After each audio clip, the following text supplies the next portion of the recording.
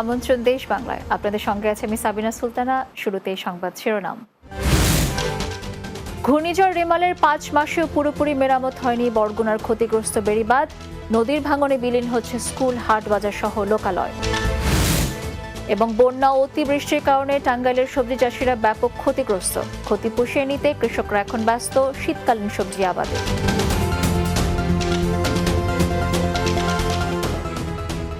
শুনছিলেন শিরোনাম, এবারে বিস্তারিত। ঘূর্ণিঝড় রেমাল আঘাত হানার 5 মাসেও পুরোপুরি মেরামত হয়নি বরগুনার ক্ষতিগ্রস্ত বেড়িবাঁধ।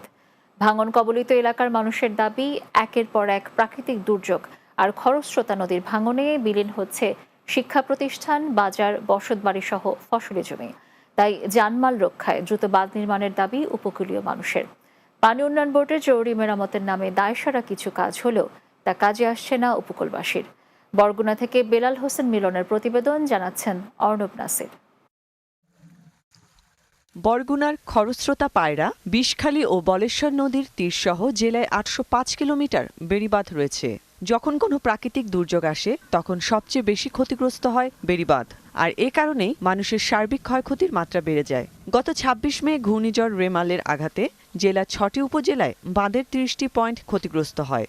এতে অন্তত 3 কিলোমিটার বাঁধ পুরোপুরি বিলীন এবং 12 কিলোমিটার আংশিক ক্ষতিগ্রস্ত হয়।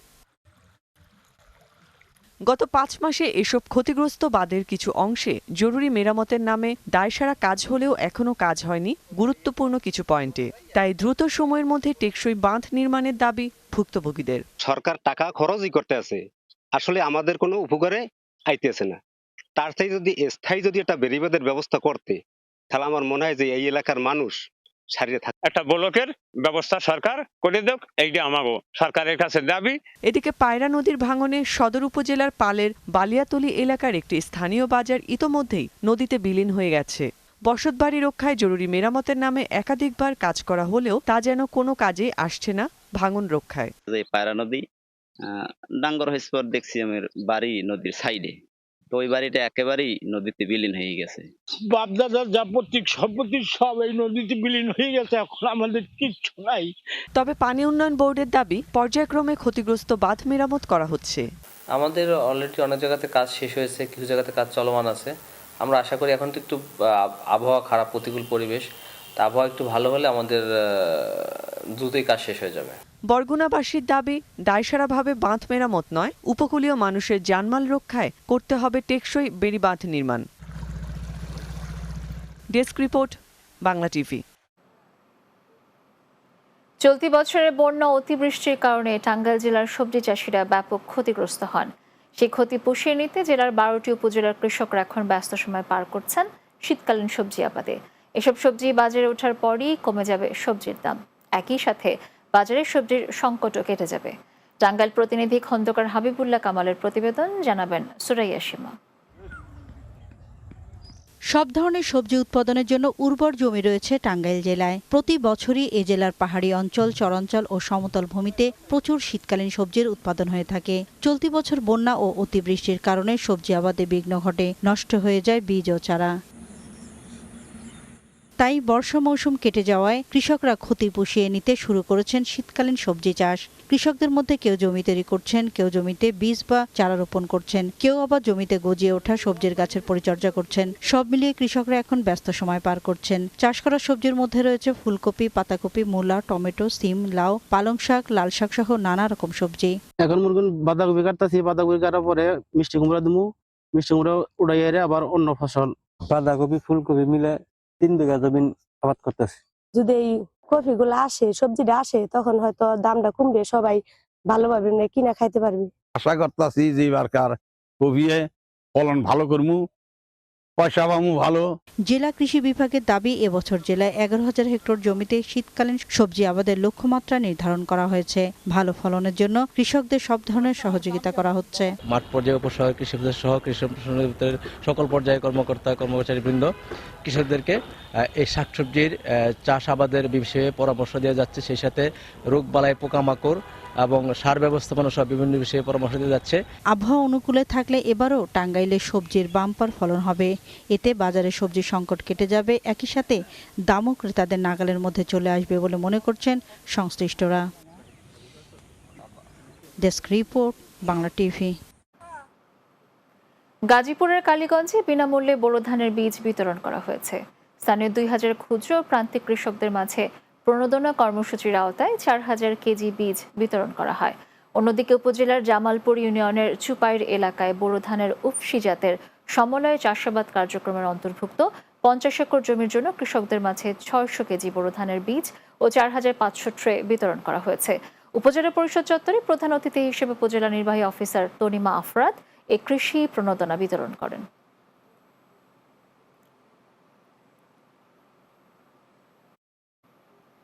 দেশ বাংলার এই পর্যায়ে নিচ্ছে ছোট্ট একটি বিরতি। ফিরে আসার পর অন্যান্য সংবাদের সাথে আরো যা থাকছে। চাঁপাইনবাবগঞ্জের ইসলামপুরে বিএনপি নেতা খায়রুল ইসলামকে গুলি করে হত্যা। 6 বছর পর 34 আওয়ামী লীগ নেতার বিরুদ্ধে মামলা।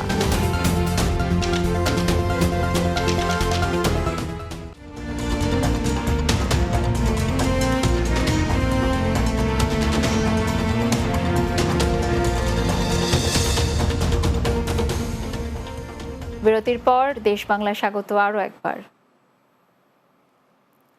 চাঁপাইনবাবগঞ্জের ইসলামপুরে বিএনপি নেতা খায়রুল ইসলামকে গুলি করে হত্যার 6 বছর পর মামলার আবেদন করা হয়েছে। বৃহস্পতিবার দুপুরে চাঁপাইনবাবগঞ্জ সদর মডেল থানায় 34 জন আওয়ামী লীগ নেতাকর্মীকে আসামি করে মামলার আবেদন করা হয়। মামলার বাদী নিহত বিএনপি নেতা খায়রুল ইসলামের ছেলে মোহাম্মদ ফাহাদ আলী। এছাড়া সূত্রে জানা যায় খায়রুল ইসলাম সদর উপজেলার সুন্দরপুর ইউনিয়নের 1 নম্বর ওয়ার্ড বিএনপির সভাপতি ছিলেন। রাজনৈতিক বিরোধের জেরে 2018 সালের 19 জুলাই খায়রুলকে ইসলামপুর নিমগাছি গ্রামের নিজ বাড়ি থেকে তুলে নিয়ে যায়। পরদিন তার গুলিবিদ্ধ মরদেহ উদ্ধার করা হয়। কুষ্টিয়া কুমারখালীতে দুঃসাহসিক চুরির 1 মাস পর জড়িত 3 চোরকে আটক করেছে পুলিশ। বুধবার বিকেলে যদুবয়রা ইউনিয়নের যদুবয়রা গ্রাম থেকে তাদের আটক করা হয়। কুমারখালী থানার ভারপ্রাপ্ত কর্মকর্তা নজরুল ইসলাম জানান, গত 13 অক্টোবর যদুবয়রা গ্রামের জাহিদুল রহমান বাবলুর বাড়ির আলমারি থেকে নগদ 29 লাখ টাকা ও প্রায় 7 ভরি স্বর্ণ চুরি হয়। চুরির 1 মাস পর তাদের আটক করা হয়। আটককৃতদের বিরুদ্ধে আইনগত ব্যবস্থা গ্রহণ করা হয়েছে। পটুয়াখালীতে এইচপিভি ভ্যাকসিনেশন ফিডব্যাক কর্মশালা অনুষ্ঠিত হয়েছে।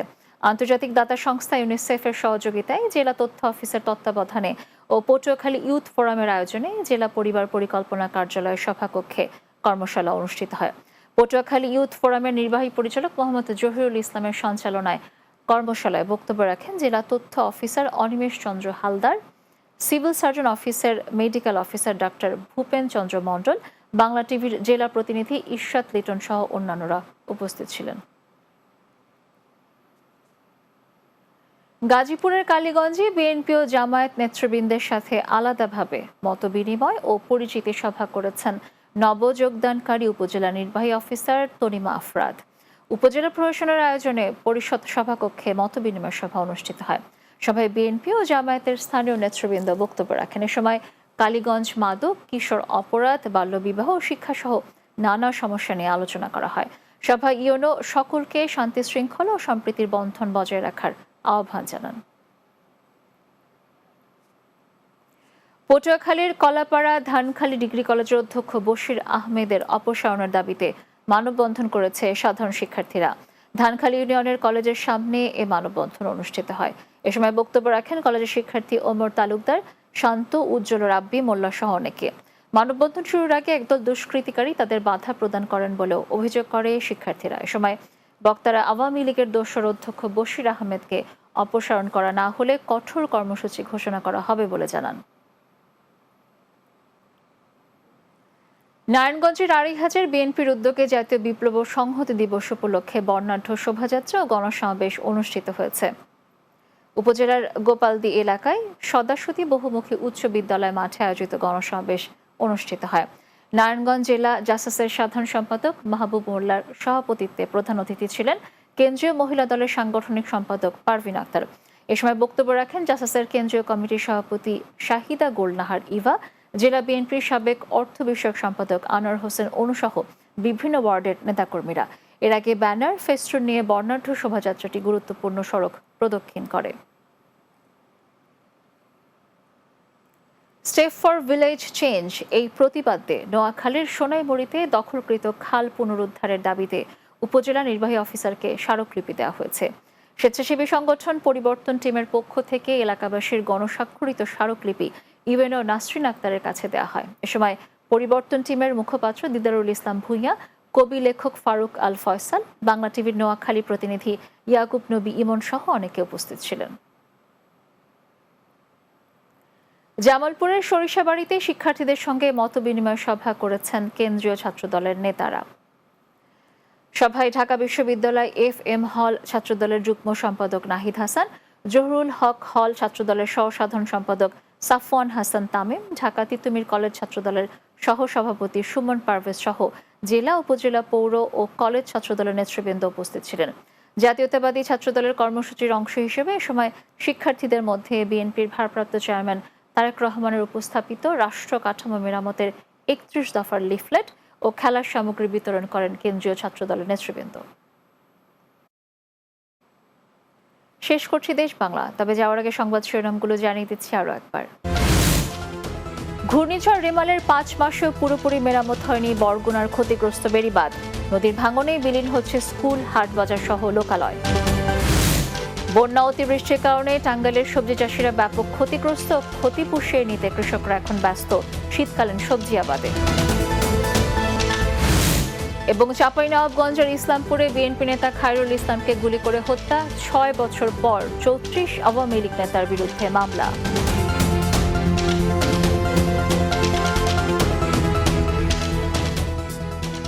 দর্শক, এই ছিল দেশ বাংলায়। আমাদের পরবর্তী সংবাদ বিকেল 4টা 30 মিনিটে দিনের বাংলা দেখার আমন্ত্রণ রইল। আর এতক্ষণ সঙ্গে থাকার জন্য ধন্যবাদ সবাই।